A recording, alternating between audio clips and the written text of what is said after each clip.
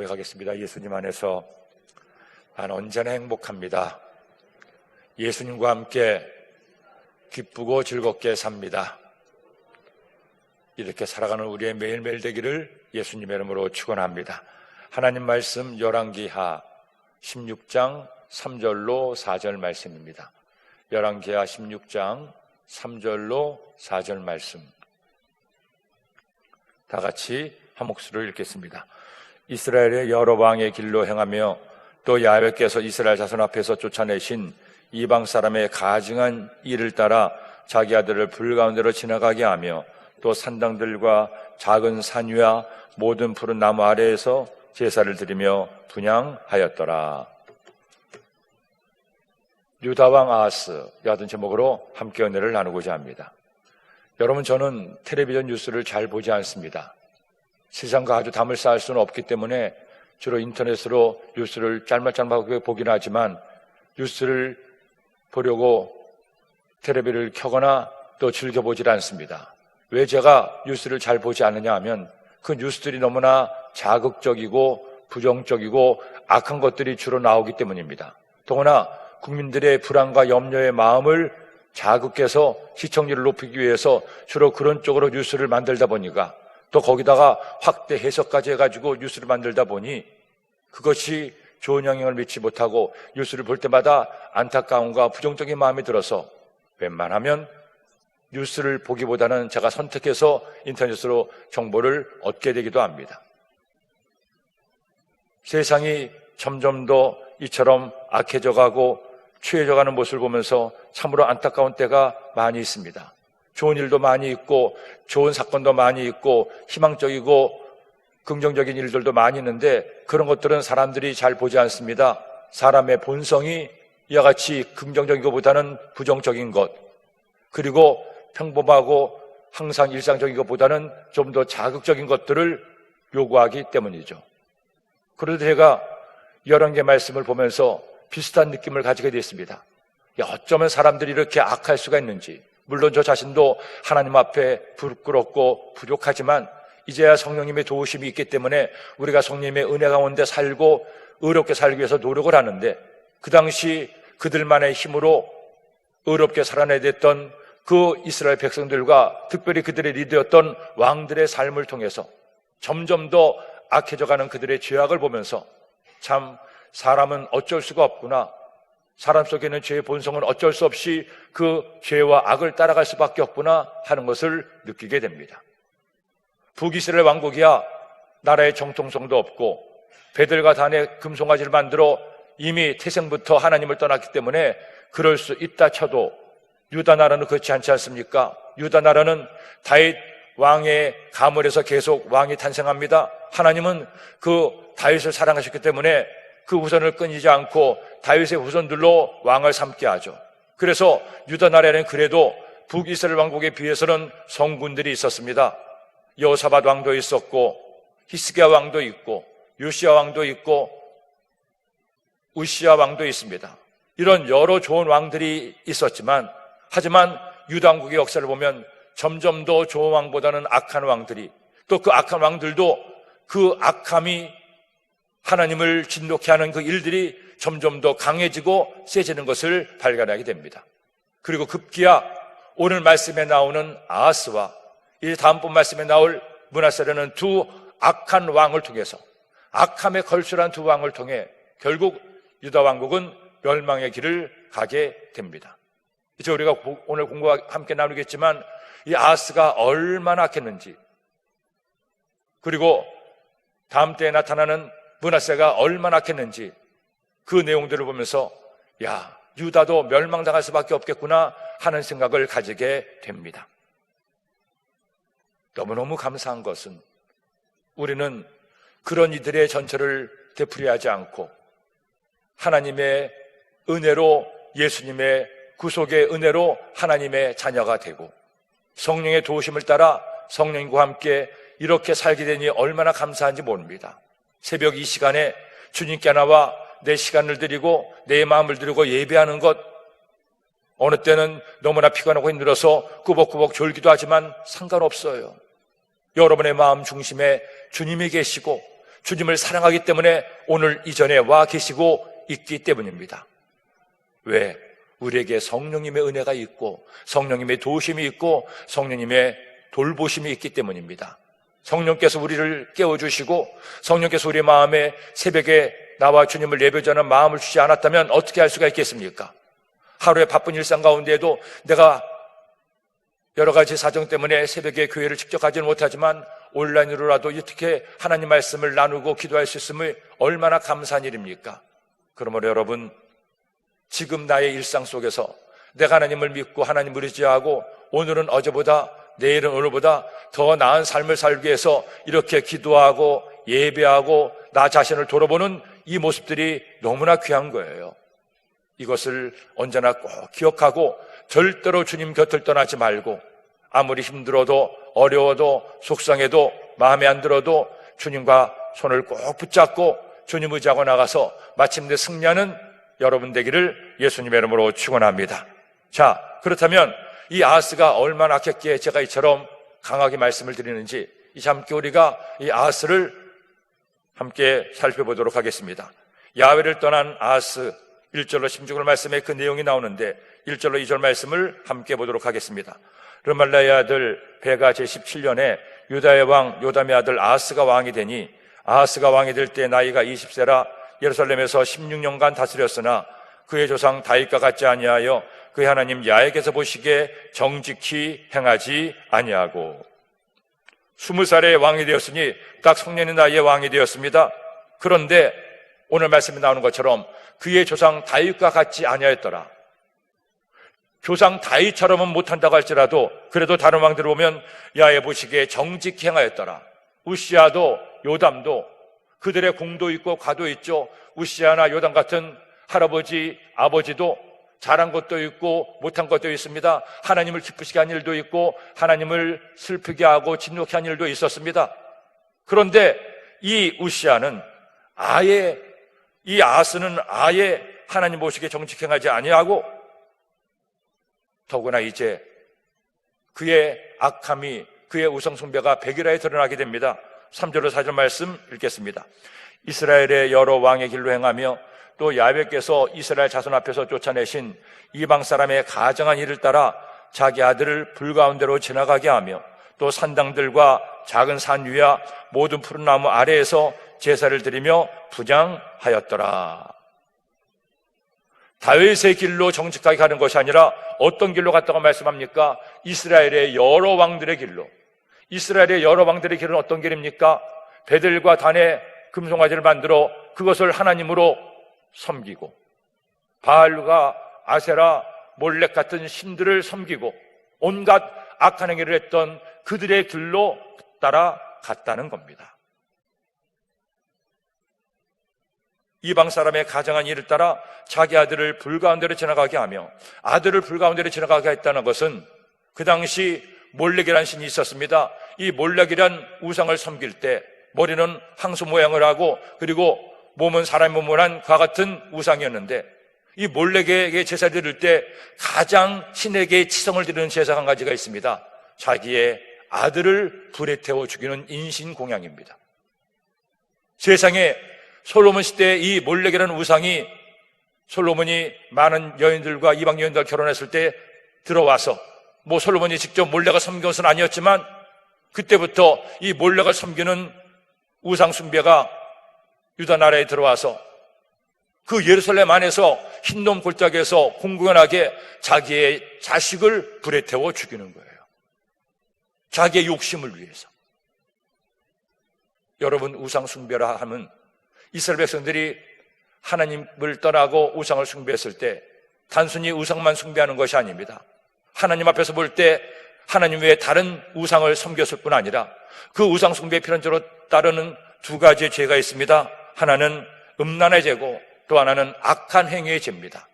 즉 남의 어떻게 되든 말든 나만 잘 먹고 잘 살면 된다는 마음으로 남을 해치고 남을 상하게 하고 남을 죽이기까지 합니다. 그 끝이 자기의 아들을 제물로 바치는 거예요. 그런데 이스라엘도 아니고 다른 이방 나라도 아니고 유다 나라에서 이런 인신공양을 했다는 겁니다. 그리고 또 하나 음란한 일들이 일어납니다. 오늘 말씀에도 보니까 푸른 나무 아래에서 제사를 드리며 분향하였더라. 푸른 나무 아래에서 제사를 드린다는 것은 아세라 여신을 섬긴다는 겁니다.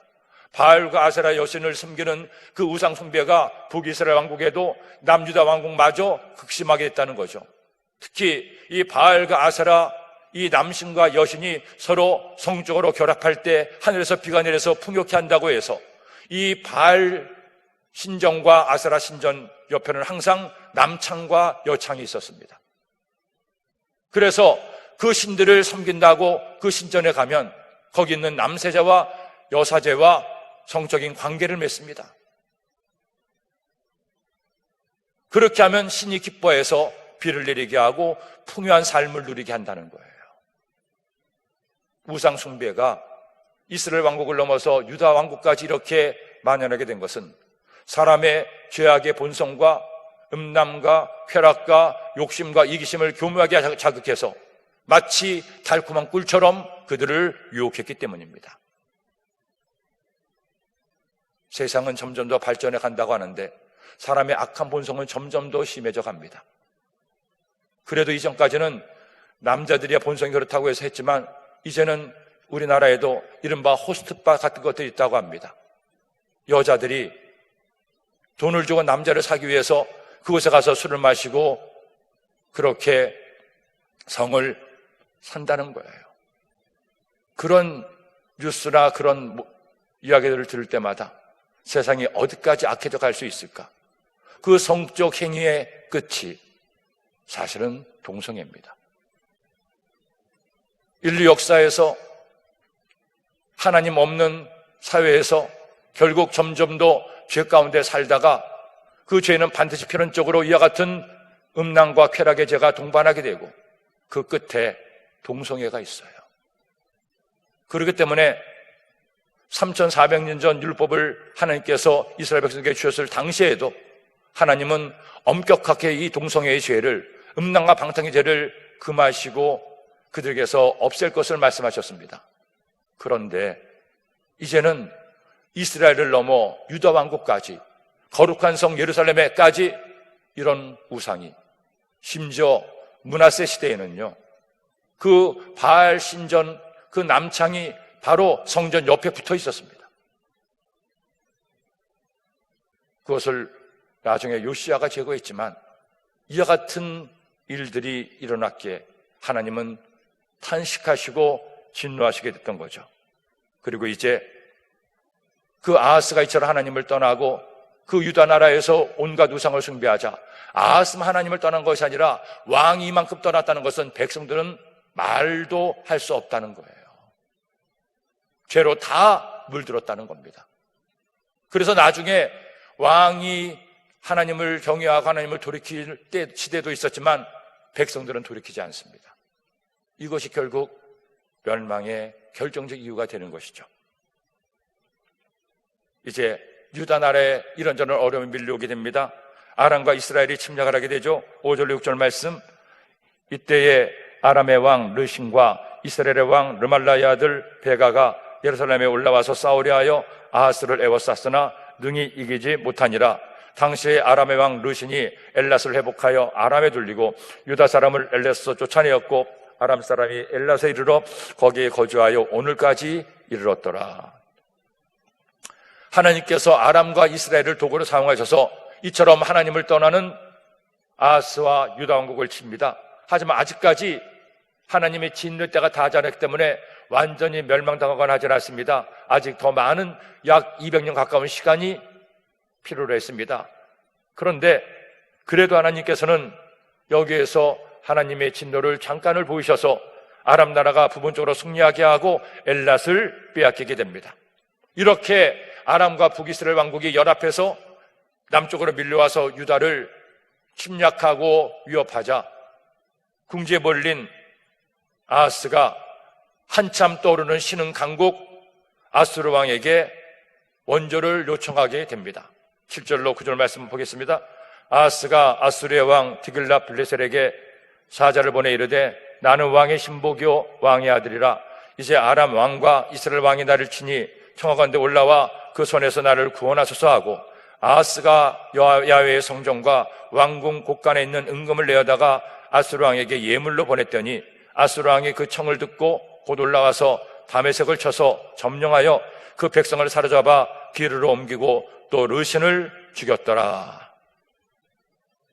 아람과 북이스라엘 왕국이 연합을 이루어서 유다를 치려고 하니까 그가 어떻게 반응합니까? 어떻게 그 위기를 탈출하려고 합니까? 하나님을 의지하고 자신의 죄를 회개하고 하나님의 은혜를 구했으면 참 좋았을 텐데 그럴 아하스가 아니었죠. 사람을 의지하려고 하지 않고, 그는 하나님을 의지하려고 하지 않고 그는 사람을 의지하게 됩니다. 그래서 한참 떠오르는 강국이었던 아수르의 디길라 빌레셀에게 사자를 보내게 됩니다. 그리고 나는 왕의 신복이요 왕의 아들입니다. 그의 신하고 아들로 자처하면서 비참하게 구걸하는 아하스의 모습을 말씀을 통해 볼 수가 있습니다. 그래서 말로만 할 수는 어찌 하겠습니까? 그러니 성전과 왕궁에 있던 금과 은을 내어다가 아수르 왕에게 예물로 보내게 됩니다. 그러자 이 아수르가 자신을 그렇게 높이고 신하라고 아들이라고 낮추고 은금까지 보내서 도움을 청하니 오히려 뭔가 빌미를 찾아서 다른 나라들을 정복하길 호시탐탐 노리던 그에게는 절의 기회가 온 거예요.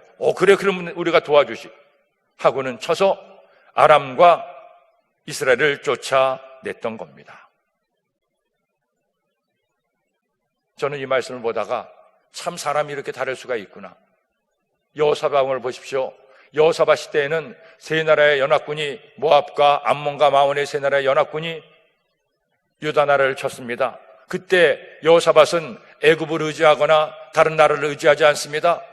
바로 하나님 앞에 무릎 꿇고 하나님께 기도하며 하나님의 도움을 구하죠. 누구도 우리를 도울 자가 없으니 하나님 우리를 도와주옵소서. 온 백성이 하나님 앞에 금식하며 기도했을 때 하나님을 의지하는 여호사밧과 유다 백성들 하나님께서 불쌍히 여기시고 선지자 아하시야를 통해서 이 전쟁은 나에게 속한 전쟁이니 너희는 가만히 있어서 보기만 하라고 말씀하셨고, 마침내 하나님께서 직접 손을 들어 그들을 진멸하시고 위대한 승리를 거두게 하시죠. 히스기야 시대도 마찬가지입니다. 이제는 온 중동과 애굽까지 다 정복한 강한 아수르의 군대가 히스기야를 죽이기 위해서 예루살렘을 포위하고 함락시키려고 했을 때 히스기야가 이사야와 함께 오직 하나님의 은혜를 구하고 하나님의 도움을 구하자 하나님께서 하룻밤 사이에 18만 5천 명을 죽여버립니다. 그리고 놀란 사네립 왕이 급히 니느웨로 도망갔는데 하나님께서는 그 사네립을 자신의 아들들을 통해서 죽이게 하시고 하나님의 공의를 드러내게 하셔요. 우리가 하나님을 믿으며 산다는 것은 정말로 하나님을 믿으며 살아야 됩니다. 사람 믿으면 안 되고, 돈 믿으면 안 되고, 내 능력과 내 지식 의지하면 안 되고, 무엇보다도 나를 의지하면 안 돼요. 요즘은 포스트 모더니즘 시대라 이전에는 어떤 눈에 보이는 우상들을 숭배했지만 이제는 눈에 보이지 않는 것들이 우리의 우상이 되어가고 있습니다. 그 중에 하나가 또 지금 마귀가 계속 우리의 믿음을 무너뜨리고 사람들을 유혹하고 있는 것이 사람을 신으로 생각하게 하는 겁니다. 사람의 본성에 신적 속성이 있으니 사람이 신이 될 수 있다. 이렇게 이제는 하나님의 자리에 우상이 아니라 사람을 올려놓고 사람을 자신을 스스로를 높이고 경배하기로 하는 이와 같은 시대에 접어들고 있다는 것이죠. 하지만 사람은 결코 신이 될 수가 없고 사람은 피조물이요 사람은 온전하지 못함을 우리는 알고 있습니다. 우리가 의지할 것은 오직 하나님밖에 없어요. 하나님 의지하고 하나님과 함께 살 때 하나님의 은혜가 우리의 삶 가운데 임하게 될 줄로 믿습니다. 여러 선교사들 가운데 제가 특별히 존경하고 사랑하는 선교사 한 분이 계십니다. 허드슨 테일러라는 선교사죠. 그는 중국 내지 선교회를 만들어서 중국 방방곡곡에 복음을 전하는 위대한 하나님의 사람이었습니다. 22살의 어린 나이에 제대로 신학교육을 받은 것도 아니고 선교사의 수업을 받은 것도 아닌데 하나님께서 주신 비전을 따라서 중국에 들어갔습니다. 그런데 중국에 들어가서 보니 서양 선교사들이 주로 상해라든지 해안 지방에 이 서구의 문물이 접하기 가까운 곳에서 복음을 전하고 있었습니다. 워낙 땅덩이가 넓은 중국에 오직까지 들어가지를 못합니다. 왜? 선교사들을 노리고 죽이려고 하는 도적대들과 또 불안한 치안 때문에 그들의 생명을 위협받고 있었기 때문이죠. 그리고 선교사들이 들어갔지만 선교사들은 선교사들의 자리를 유지하고 하인을 두고 그리고 마치 밑에 사람을 부리는 것처럼 그렇게 선교를 하고 있으니 그 선교에 큰 성취가 없었습니다. 이것은 아닌데 생각했던 허슨 텔러가 하나님께 기도하는데 하나님께서는 너는 먼저 중국인들의 영혼을 사랑해서 나를 알지 못하는 중국인들에게 나의 복음을 전하고 그들과 같은 마음을 품고 그들과 같은 옷을 입고 그들과 같은 음식을 먹고 그렇게 복음을 전해라. 그래서 허슨 텔러는 과감하게 머리를 변발을 합니다. 중국 사람처럼 깎습니다. 옷도 중국 사람처럼 입게 됩니다. 그리고 중국 사람들이 먹는 음식을 먹고 이제 중국 내지까지 들어가 복음을 전하게 돼요. 많은 선배 선교사들이 그를 가로막았습니다. 그렇게 했다간 언제 죽음을 당할지 모른다고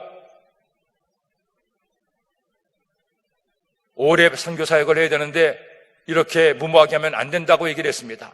하지만 저는 사람 바라보지 않습니다. 하나님께서 말씀하시니 하나님 의지하고 저의 최선을 다합니다. 그렇게 내지에 들어가서 그들에게 복음을 전했을 때 한 영혼, 두 영혼, 점점 더 많은 사람들이 예수님을 믿고 하나님의 자녀가 되는 은혜가 있었습니다. 하지만 그의 선교 여정이 순탄하지만 않았습니다. 그와 같은 선교의 과정 가운데 자녀들이 풍토병에 걸려서 하나둘 세상을 떠납니다. 첫째도 둘째도 아이 셋을 풍토병으로 잃어버리고 아내마저 32살의 나이에 중국에서 세상을 떠나게 됩니다. 아내와 세 아이가 죽음을 당한 선교지에서 허슨 텔러는 어떻게 합니까? 절망하거나 좌절하거나 그만두지 않습니다. 오직 하나님만 바라보고 하나님은 의지했습니다. 이 허슨 텔러의 선교에서 가장 뛰어난 점은 그는 사람들을 의지하거나 사람들에게 선교비를 부탁하거나 하지 않았습니다. 선교를 하기 위해서는 많은 물질이 필요한데 그때마다 그는 하나님 앞에 무릎 꿇고 기도했습니다. 하나님, 지금 이와 같은 물질이 필요합니다. 선교하기 위해서 이런 것들이 필요합니다. 주님 도와주세요. 오직 하나님께 기도하고 기도했을 때 하나님께서 그 허슨 텔러에게 많은 까마귀를 보내주시고 그래서 평생에 하나님을 섬기며 충성하게 하였습니다. 1895년대에는 그의 선교에 도전을 받은 수많은 유럽과 미국의 선교사들이 젊은이들이 선교사로 중국 내지 선교에 들어와서 약 650명이 함께 선교를 하게 됩니다. 1900년대에 이르러서는 1000명이 넘는 선교사들이 중국 내지 선교에 소속돼서 곳곳에 들어가 복음을 전하게 되죠. 그러다가 1902년에 의아단 사건이 있었습니다. 이 의아단 사건으로 안타깝게도 135명의 선교사가 죽음을 당하고 그 자녀들 53명이 죽음을 당합니다. 충격을 받은 그가 자신의 책임을 통감하고 잘못한 것도 없음에도 자리에서 물러납니다. 그러나 그는 계속 중국에 머물다가 그 다음에 1903년에 중국에서 중국 장사에서 73세 나이로 세상을 떠나 순교하게 됩니다. 평생 51년을 중국에서 주님을 위해 충성을 다할 때 그가 의지한 것은 오직 하나님 한 분밖에 없었어요.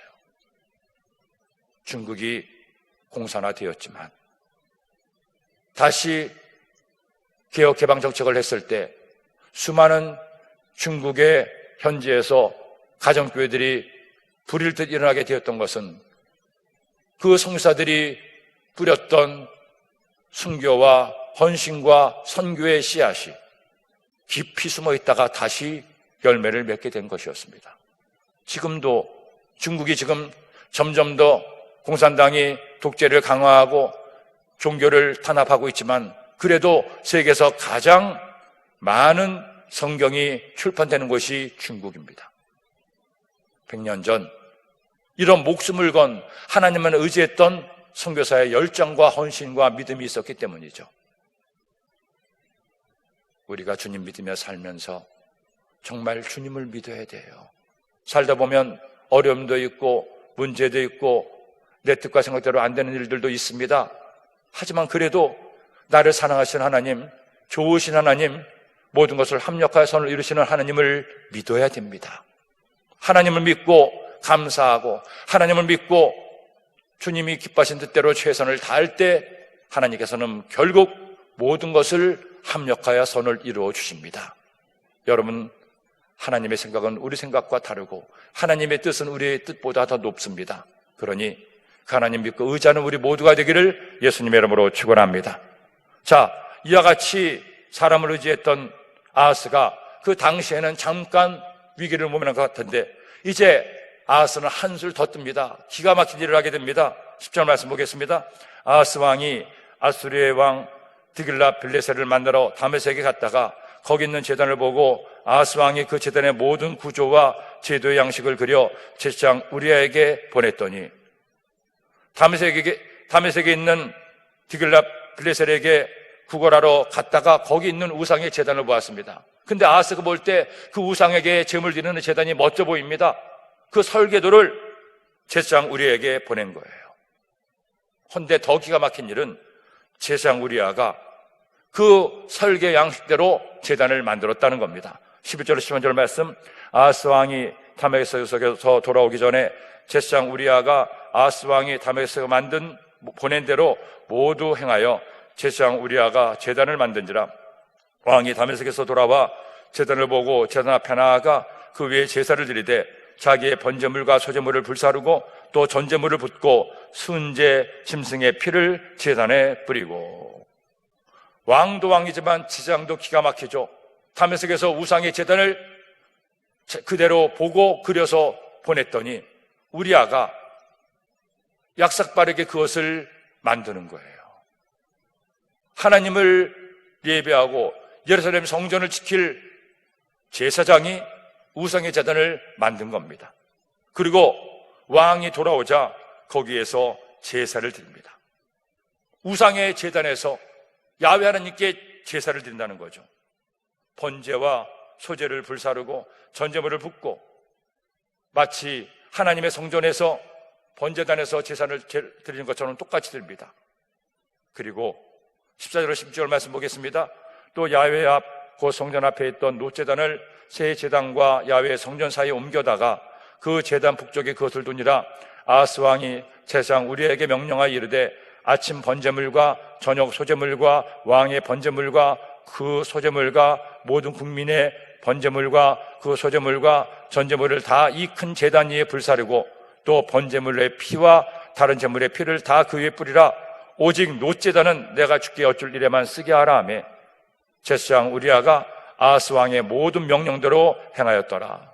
하나님께서 설계하시고 하나님께서 명령하신 성전 앞마당에 번제단이 있습니다. 그 번제단을 북쪽으로 옮기게 하는 거예요. 그리고 번제단이 있을 자리에 우상의 제단을 올려놓고 거기에서 백성들을 위해서 제사를 드리자는 겁니다. 이게 말이 됩니까? 성전 안에 성전 옆에 절을 지어서 그 절에서 예배를 드리자는 거예요. 예를 들면 그런데 우리아가 그것을 다 명령대로 행합니다.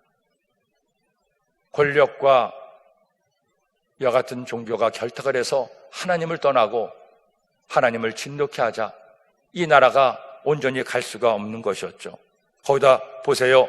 오직 놋제단은 내가 주께 여쭐 일에만 쓰게 하라. 주께 여쭐 때도 있다는 겁니다. 자신이. 이른바 혼합주의. 말씀드린 것처럼 계속 성경 말씀이 나오는 것처럼 그들은 야훼 하나님을 믿었습니다. 안 믿은 것이 아니었어요.